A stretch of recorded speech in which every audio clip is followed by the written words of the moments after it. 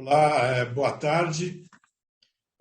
Nós estamos gravando esse programa à tarde, então por isso que eu disse boa tarde. Mas se você estiver nos assistindo de manhã, é bom dia, e se você estiver nos vendo à noite, é boa noite. Eu sou Alon Feuerwerk, estou aqui em nome do Bússola Líderes para entrevistar a Karen Oliveira, que é gerente de políticas públicas e relações governamentais da The Nature Conservancy, eu vou chamar de TNC, né? Daqui para adiante, que é uma ONG importante voltada aí para a área de sustentabilidade. O Bússola Líderes é um projeto, é uma parceria do Grupo FSB com a revista Exame e faz parte de uma plataforma mais ampla, que é a plataforma Bússola, que é uma parceria de conteúdo estratégico entre essas duas empresas. Então, bom dia, Karen. Olá, muito obrigado por essa oportunidade. Um prazer me juntar a vocês aqui para conversar um pouquinho sobre COP26. Beleza. Karen, você não quer falar um pouco sobre quem é você e sobre a TNC? Perfeito. Meu nome é Karen Oliveira, eu sou gerente de políticas públicas e relações governamentais da TNC no Brasil. A TNC, The Nature Conservancy, é uma organização não governamental global de conservação. Nós estamos presentes em mais de 70 países em todo o mundo, sempre trabalhando na agenda de conservação. Aqui no Brasil, nós já atuamos há mais de 30 anos em todos os biomas brasileiros. Atualmente, nós trabalhamos com locais prioritários, aquilo que nós chamamos de locais icônicos, principalmente na região da Amazônia, na região da Mantiqueira, na Floresta Atlântica e no Araguaia, no Cerrado Brasileiro. Para essa COP26, nós priorizamos, obviamente, a questão amazônica por conta do desmatamento presente na região, e principalmente o estado do Pará, que para nós é um local icônico que concentra mais de 40% de todo o desmatamento na região amazônica. Muito bem, Karen, muito obrigado. Para começar, eu quero te perguntar sobre a COP26 que aconteceu em Glasgow, na Escócia, e também explicar a diferença entre a COP26 para a COP15 que vai ser realizada no ano que vem. Quando nós falamos de COP, nós estamos falando de Conferência das Partes, é isso que quer dizer essa sigla. E partes quer dizer os países, né? Então, é uma conferência, é uma conjunção de todos os países no mundo que se reúnem dentro do guarda-chuva das Nações Unidas para discutir questões-chave para o desenvolvimento sustentável no mundo como um todo. A Conferência do Clima, assim como a Conferência da Biodiversidade, que é a COP15 que você citou, elas têm a mesma origem, que foi a Rio 92, realizada no Rio de Janeiro, que foi a primeira conferência relacionada às questões, ou seja, às prioridades para a implementação de um modelo de desenvolvimento sustentável no mundo, ou seja, um modelo de desenvolvimento que garantisse para gerações futuras as mesmas quantidades, as mesmas condições de recursos naturais, de capital natural que nós tínhamos naquela época de 1992. Ao final dessa conferência, né, da Rio 92, duas declarações foram realizadas e acordadas, pactuadas entre países. Um relacionado à biodiversidade, no sentido de manter, né, a fauna e flora no mundo, e principalmente a cobertura vegetal, né, que permite aí a manutenção da vida no planeta, e a outra relacionada às questões de clima, que, como nós muito bem sabemos, por conta das atividades humanas e as emissões de gases do efeito estufa, vem aumentando a temperatura do planeta gradativamente, causando aquilo que a gente chama de aquecimento, né? Aquecimento global, né? E esse cenário de aquecimento global, ele faz com que nós tenhamos um degelo mais acelerado das nossas geleiras, ele faz com que o modelo de chuvas que existe hoje, né, o ciclo de chuvas, seja alterado, além de provocar outros impactos relacionados a esse processo de mudança climática que afeta diretamente as nossas questões econômicas e sociais no dia a dia. Então, esses dois temas passaram a ser discutidos, né, cada um dentro do seu processo, da sua construção, e chegamos primeiro, né, na questão climática, com o grande desafio de ainda manter esse aquecimento global num patamar de 1,5 graus centígrados, que ainda, de acordo com os cientistas, né, dos painéis globais que avaliam essa situação climática, consideram ainda possível, uma forma possível de mantermos o modo de vida como hoje conhecemos. Em paralelo, né, as questões da biodiversidade, que vai ter a sua conclusão em março, abril do ano que vem, que foi postergado por conta da pandemia do Covid, onde o que se procura cada vez mais uma estrutura, é um framework que a gente fala, né? Ou seja, é um arcabouço que procura manter, pós essa data de 2020, um percentual de cobertura vegetal em todo o mundo que ultrapasse 30%, pelo menos 30%, até 2030. Por isso que a gente fala 30-30, né? Ou seja, que até 2030, pelo menos 30% de toda a cobertura vegetal do planeta esteja protegida e que assim permita manter, né, os ciclos de vida como hoje nós conhecemos. Então, essa é a diferença entre essas duas conferências, entre esses dois temas, e que claro, cada uma delas tem os seus pactos, tem os seus compromissos, mas que, sem dúvida nenhuma, são complementares dentro da sua temática. Muito bem. Em Glasgow, a gente assistiu ao fechamento de acordos financeiros entre instituições financeiras e empresas do agronegócio para acelerar a produção de gado e soja sem desmatamento na América do Sul. Como você vê esses compromissos para o Brasil e quais são os desafios para fazer esses recursos chegarem de forma rápida e desburocratizada aos produtores?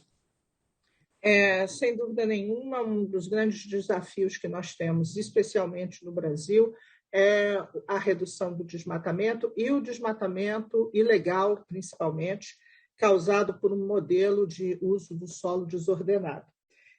Dentro desse processo, quando nós falamos de trazer alternativas econômicas, né, para os produtores rurais, que muitas vezes se veem também responsabilizados por esse processo de desmatamento ilegal, que, na verdade, está muito mais associado à grilagem de terra, né, à especulação de terras públicas e outras atividades ilegais, como até mesmo o tráfico de drogas, ou seja, não é o cenário que a gente vê da produção do agronegócio brasileiro. Ainda assim, é necessário se trabalhar em 4 pilares, vamos assim dizer, dentro desse cenário. É a regularização ambiental, a regularização fundiária, o acesso a crédito e a capacitação, assistência técnica rural de qualidade, para você fazer essa mudança de um modelo de produção extensivo, né, que se usa da expansão de terras e, consequentemente, da derrubada de floresta, para um modelo em que você pode produzir mais e melhor nas áreas que você já dispõe, ou mesmo em áreas que estão abandonadas, degradadas, e que podem muito bem ser convertidas em pastagens férteis e contribuir aí nesse aumento de produtividade. Mas, para que isso aconteça, esses 4 pilares que eu lhe comentei, eles têm que ser assegurados. E esse é um dos grandes desafios, porque muitas vezes, por exemplo, para se obter uma linha de crédito, você precisa ter a regularização fundiária da sua propriedade. E você não consegue essa regularização fundiária porque o nosso processo ele é tão complexo no reconhecimento dessa titularidade, que às vezes remonta ainda aos tempos do Brasil Império, que dificulta por demasiado reconhecer quem é realmente o dono da terra.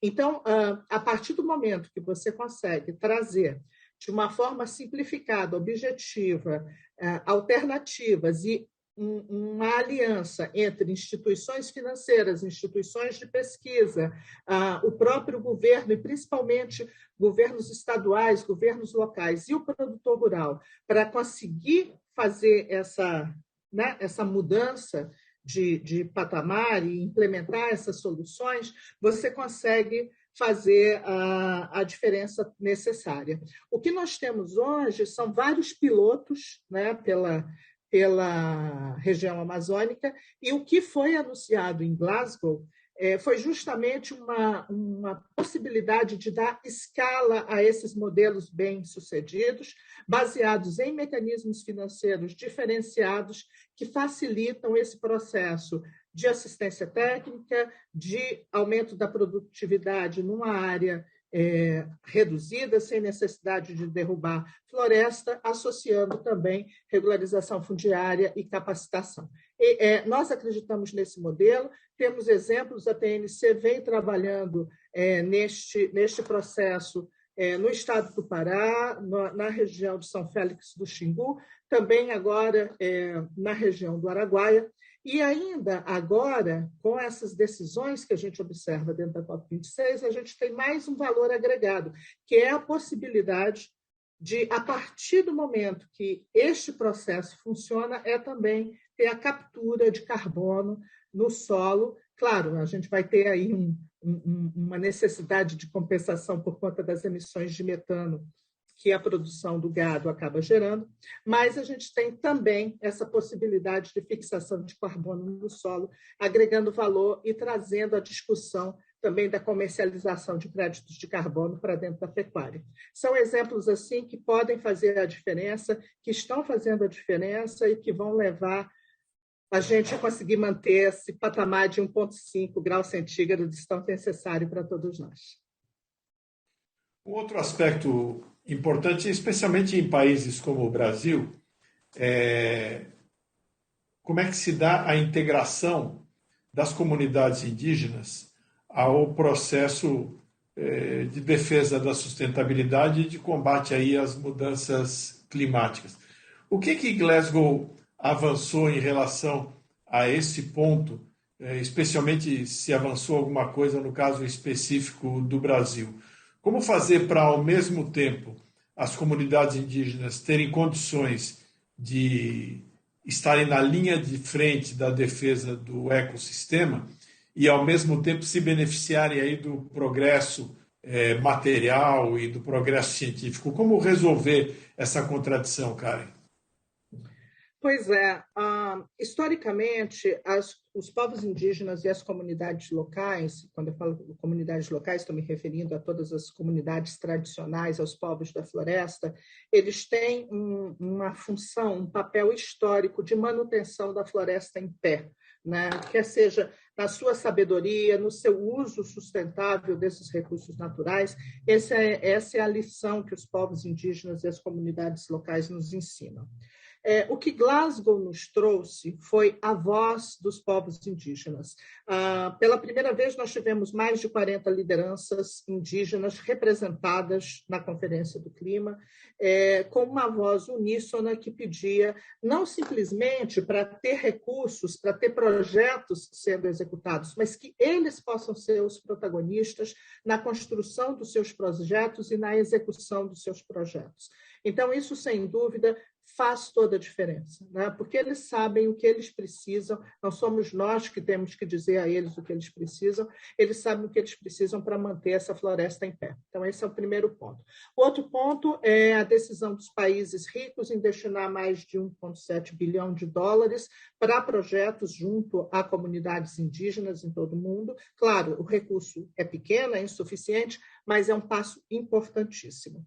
Também, dentro do texto do Pacto de Glasgow, pela primeira vez, os direitos dos povos indígenas foi considerado, né? Claro que o resultado final poderia ser mais ambicioso e nós poderíamos ter dentro do pacto já explicitado a consulta prévia, livre e informada dos projetos relacionados a carbono dentro do Pacto de Glasgow. Isso não foi um consenso, não foi aprovado, mas, pelo menos, o fato de você trazer para dentro de artigos, como, por exemplo, o artigo 6, que trata do mercado de carbono, a questão dos direitos dos povos indígenas, da repartição de benefícios, já é um avanço a ser considerado.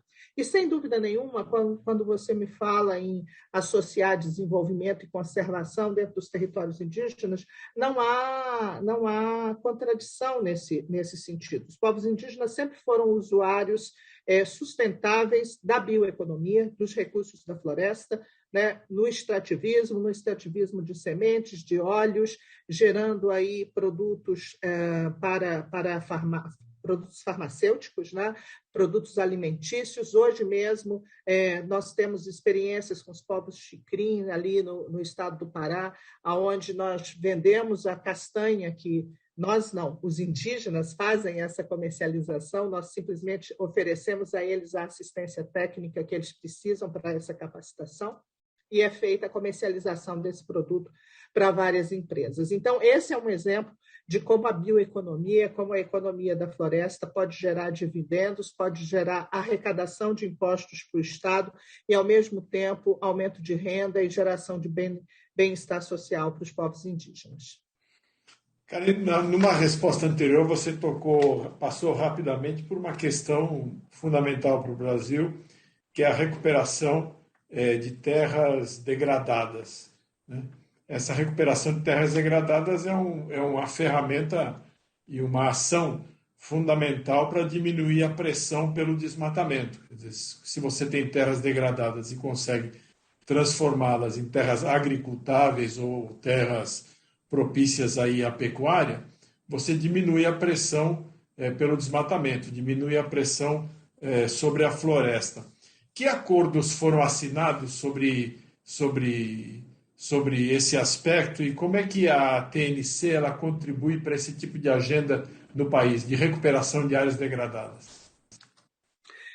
Um acordo muito importante que foi assinado logo no começo da conferência e que ele não está dentro do Pacto de Glasgow, ou seja, ele não é vinculante, né? Tudo que leva-se para dentro do pacto, dos pactos, dos acordos, dos tratados, ele passa a ser vinculante pelos países que fazem, né, a ratificação desses acordos, e que é um pouco diferente das declarações, dos compromissos que são assumidos entre as partes durante, né, os muitos diálogos que antecedem a publicação final, né, a decisão final da conferência. Então, dos resultados muito importantes que aconteceu logo na primeira semana é a Declaração de Florestas, que apresenta o compromisso de redução de 30% global do desmatamento.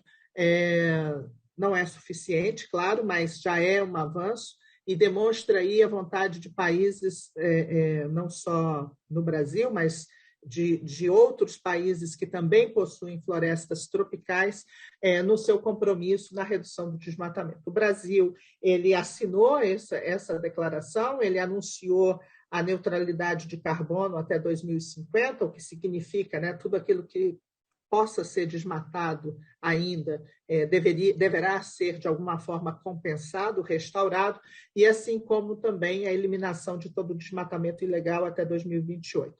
E aí você traz um ponto muito importante quando fala da restauração, porque a restauração, primeiro, ela recupera aquele ciclo de vida que eu comentei logo no começo do nosso bate-papo, que faz com que a gente consiga manter a temperatura do planeta estável. E nesse ciclo de vida, ela contribui para a manutenção das chuvas, que é fundamental para toda a nossa economia, o ciclo de chuvas, quer seja para a agropecuária, quer seja para outras atividades econômicas que dependem da água, né, no seu ciclo de produção. E você veja como no Brasil, mais uma vez, a gente vem enfrentando aí períodos de escassez hídrica continuados, né, o que gera bastante preocupação e acaba resultando também em aumento de custos da nossa produção. E é por meio da restauração de áreas críticas que nós podemos contribuir justamente para a manutenção desses ciclos de vida. Então, hoje, obviamente, ainda existe um longo caminho a ser percorrido nesse processo da restauração.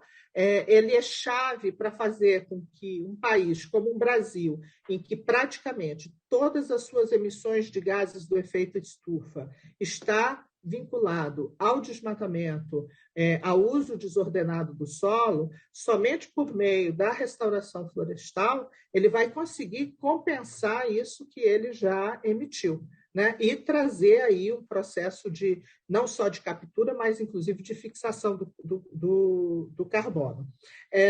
Essa restauração, ela existe hoje diferentes metodologias, ainda são metodologias que podem variar de um custo bastante reduzido, quando você fala, por exemplo, na floresta amazônica, que ainda tem uma capacidade de regeneração muito intensa, e aí você cerca uma área, e a área por si só, ela já, sem ter atividades ali, né, humanas acontecendo, ela já consegue se regenerar, ainda que não com a mesma riqueza que anteriormente, mas você já tem um processo de recuperação, ou outros modelos, outros processos de restauração florestal que são muito mais intensivos e têm a necessidade de uma diversificação de espécies e, com isso, muito mais caro. Um dos pontos que foi muito discutido em Glasgow foi justamente isso, como tornar a restauração florestal, ela é um consenso, ela é uma necessidade, mas como podemos tornar essa restauração cada vez mais efetiva e menos custosa, né, com menor custo. Então, isso foi um debate bastante intenso e que ainda promete se estender pelos próximos anos, e com uma demanda, obviamente, de destinação de recursos para fazer isso realmente acontecer. Na verdade, a gente tratou aqui de dois assuntos correlatos, mas com alguma diferença. Um é a restauração de florestas e outro é a recuperação de áreas degradadas para atividade econômica, né? Inclusive, a gente vê aí alguns projetos que tentam combinar essas duas coisas. Restaurar o ecossistema original, né? O bioma original, se é que a gente pode dizer assim, em parte da área, e, eventualmente, fazer um reflorestamento que possa propiciar algum tipo de exploração comercial em outras partes dessa área desmatada, dessa área degradada. Mas o importante é, como você salientou, né, em respostas anteriores, é que se encontre uma maneira de que, economicamente, né, essa preservação, essa proteção aos ecossistemas, ao meio ambiente, ela tenha sustentação econômica, né? Que as comunidades, os povos que vivem nessas regiões possam tirar o seu sustento dessas atividades. Eu queria também perguntar para você mais uma coisa, Karen, que é o seguinte: o assunto mais esperado da COP era a regulamentação do artigo 6 do Acordo de Paris, e muitos especialistas ficaram frustrados com o desfecho da conferência nesse aspecto. Então, primeiro, eu queria que você explicasse o que é o artigo 6 e depois, se você pudesse fazer um balanço desse aspecto específico, como você vê o que se avançou e, eventualmente, o que se deixou de avançar nesse aspecto específico. Pois é, para a gente falar de artigo 6, eu antes quero voltar no seu comentário, quando a gente fala de restauração e de recuperação de área degradada, para justamente citar dois projetos, inclusive, com os quais trabalhamos, um na região amazônica e outro na região de Floresta Atlântica, da Mantiqueira, porque eles têm um eixo comum, que é o mercado de carbono, que dialoga com o artigo 6. E, nestes casos, o que nós estamos fazendo? Trabalhando com sistemas agroflorestais, né? Com o pequeno produtor rural, que é aquele que mais tem dificuldade, né, em adotar sistemas sustentáveis dentro do seu modelo de produção, porque, historicamente, seu trabalho, seu aumento de produção sempre esteve, de produção e de produtividade, mais até do que a da produção, sempre esteve associado à derrubada da floresta. e ele precisa realmente conhecer possibilidades de ter um incremento de renda sem necessidade de derrubada da floresta. Então, o que nós fizemos no caso do estado do Pará? Trabalhando com sistemas agroflorestais, nós introduzimos o cacau, que é uma espécie originária também da região, né, que você pode trabalhar dentro das florestas tropicais, e, junto com isso, nas áreas onde era necessário a recuperação por conta da degradação, a gente trouxe espécies também, espécies que podem agregar valor econômico, né, a essa área, onde você pode extrair sementes, onde você pode extrair óleos. Então, você recupera a área com essas espécies e depois você, por meio da bioeconomia, né, você pode retirar produtos não madeireiros dessa área.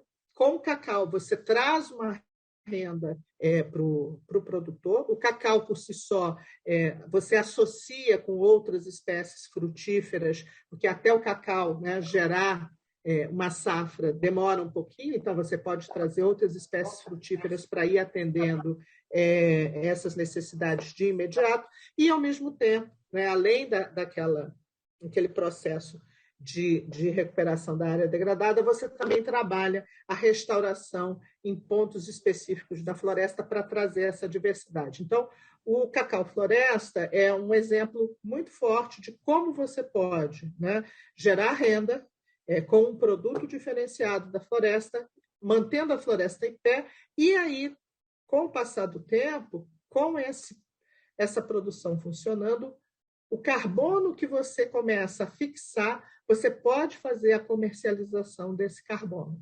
O mesmo acontece no caso da mantiqueira, que eu lhe comentei, onde ali sim a gente está trabalhando mais a questão da floresta em pé e da recuperação de áreas degradadas, a restauração dessas áreas, trabalhando com pagamento por serviços ambientais. Então, o produtor, ele recupera a área, ele assume o compromisso de manter aquela área, inclusive uma área para além do que está previsto no nosso Código Florestal, e ele recebe um incentivo, ele recebe um pagamento pela manutenção dessas áreas, e esse pagamento pode também ser inserido dentro da comercialização de créditos de carbono.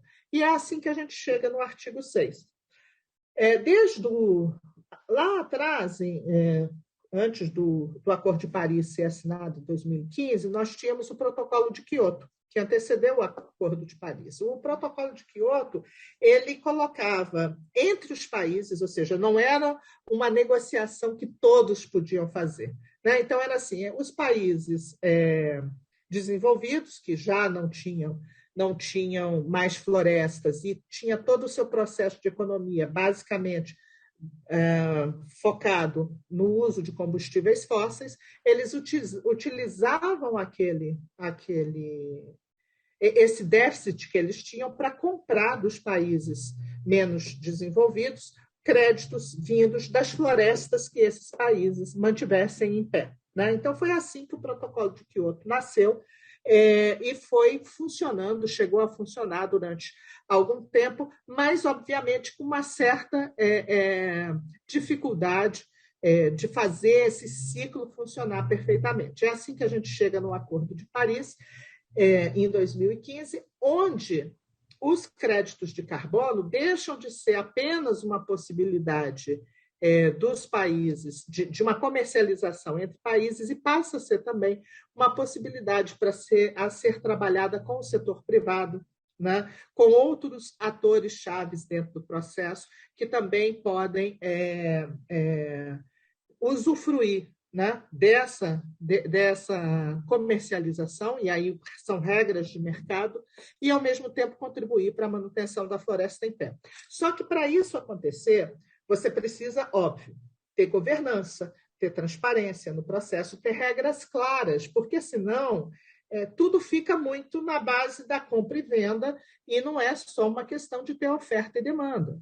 Nós, dentro da questão do carbono, sempre vamos ter a questão social incluída, né? A questão da adaptação, a questão da mitigação, ou seja, os impactos que as mudanças climáticas geram precisam também estar refletidos, né, nesse custo, nessa precificação do carbono. Então, não é falar de um carbono barato, né? É falar de um carbono que você tem a inclusão do custo social e, ao mesmo tempo, a garantia de que quem compra e quem vende está reportando isso de uma forma correta, para não ter a tal da dupla contagem, né? Tipo, eu estou te vendendo um negócio, você está comprando, você conta lá para o teu país que você está, né, capturando carbono, eu conto também, pronto, aí não vale, já deu dupla contagem. Então, são essas regras que fez com que o artigo 6, que justamente regimenta, né, arregimenta todas essas informações, ficasse sendo discutido ano após ano, desde 2015 até agora, e finalmente em Glasgow foi possível estabelecer um consenso entre as partes. Então, esse consenso ele tem um livro de regras que finalmente foi aprovado, que traz as diretrizes, as linhas gerais, aquela coisa das guidelines mesmo, né? Para cada um, do como fazer, né? E dentro desse como fazer, o que acontece? Créditos que foram gerados lá atrás, dentro do protocolo de Kyoto, né? Que era aquilo que a gente chamava antigamente de mecanismo de desenvolvimento limpo. Ainda existe um pouco desse crédito aí pelo mercado. Isso era um ponto que era um obstáculo dentro das negociações, inclusive para o Brasil, que dizia: eu não aceito avançar se eu não tiver a compensação desses créditos que a gente já gerou. Isso foi uma disputa durante todos esses anos e chegou-se a um consenso dessa vez que sim, pode-se considerar esses créditos, porém, como não são muitos, não é um grande volume de créditos que existe, isso também não vai afetar em nada o mercado. Então, foi acertado esse ponto. O outro ponto é que o carbono florestal, esse que eu comentei aqui contigo, ele não vai gerar adicionalidade, dupla contagem, porque ele não será contabilizado dentro daquilo que nós chamamos das NDCs, né? Ou seja, a contribuição que cada país dá para dizer o quanto está capturando de carbono, isso não será contabilizado ali, sendo que cada parte faz o reporte daquilo que está sendo gerado.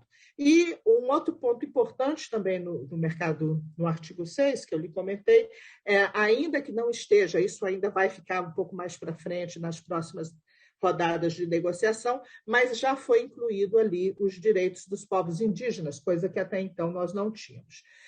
No Brasil, especificamente, é muito importante para nós termos o acordo o artigo 6, né, aprovado, porque ele dá para nós também as diretrizes que nós necessitamos para refletir nos nossos projetos de lei sobre mercado de carbono e, obviamente, na lei, nos planos e programas de governo que vão usar isso de uma forma efetiva no dia a dia, né? Ou seja, define-se lá nas convenções, nos acordos, nos pactos, mas para ser efetivado no país precisa virar lei. Então, essas diretrizes serão muito importantes para a definição aí das nossas leis que vão reger o mercado de carbono e que nós esperamos que seja realmente justo, né, inclusivo e que contribua de verdade para a manutenção da floresta em pé. Ouvimos, então, a Karen Oliveira, que é gerente de políticas públicas e relações governamentais da Nature Conservancy, a TNC, do Brasil. Foi muito esclarecedor em relação à COP26. Muito obrigado, Karen. Essa entrevista faz parte do nosso projeto Bússola Líderes. Bússola é uma plataforma de conteúdo estratégico, uma parceria do Grupo FSB com a revista Exame. E eu abro aqui, Karen, para você, nesse fechamento, falar de alguma coisa que eventualmente eu não perguntei, alguma coisa que você queira dizer além do que você já disse, e colocar um pouco assim as perspectivas que você vê para o avanço desse processo no qual vocês trabalham aqui no Brasil. Muito obrigado, viu, Alon?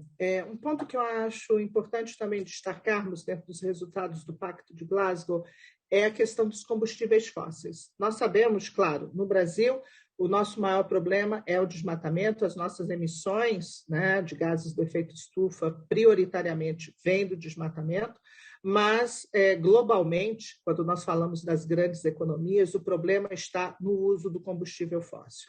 E, neste ponto, nós tivemos avanços importantes, como a declaração de redução dos subsídios ao uso do carvão mineral e o pacto entre Estados Unidos e China em gradativamente mudar a sua matriz energética. Somado a isso, dentro do Pacto de Glasgow, nós temos um artigo específico que trata de uma migração, ainda que gradativa, de uma economia baseada em combustíveis fósseis para uma economia baseada em energias sustentáveis e renováveis, somado ao decréscimo, né, dos subsídios também aos combustíveis fósseis. Claro que isso é muito difícil ter um consenso. No último minuto das negociações, a Índia, junto com a União Europeia, colocaram ali o pezinho na porta, o que dificultou um pouco um avanço maior dessa negociação, mas só o fato deste assunto ter vindo para dentro do pacto, sem dúvida nenhuma,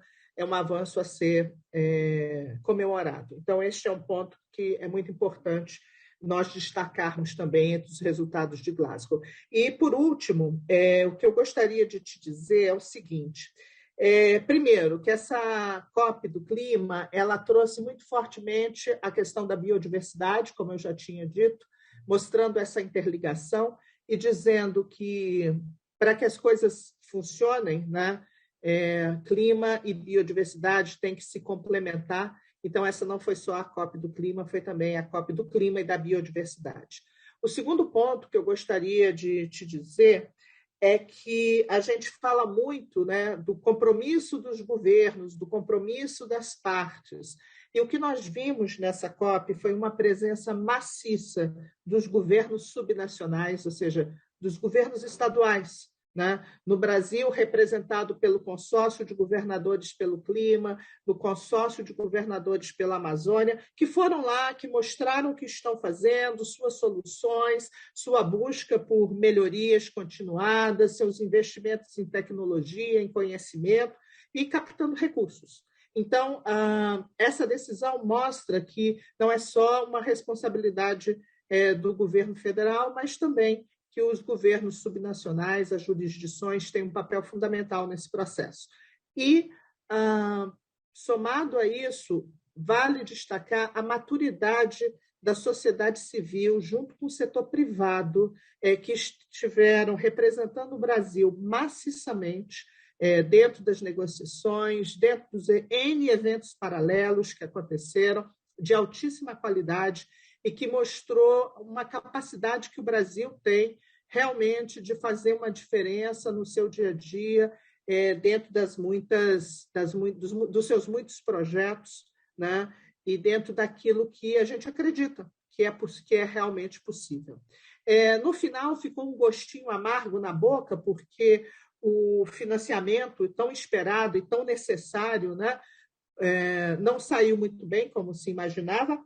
Apenas se falou dos 100 bilhões de dólares que vem sendo anunciado desde o pacto, desde o Acordo de Paris, anunciado em 2015, e apenas se postergou mais uma vez o como vai se, né, aplicar esses 100 bilhões de dólares. Porém, e aí, com esse ponto eu encerro, de novo, vale a gente ressaltar a responsabilidade que os diferentes atores estão assumindo. Então, o que nós observamos?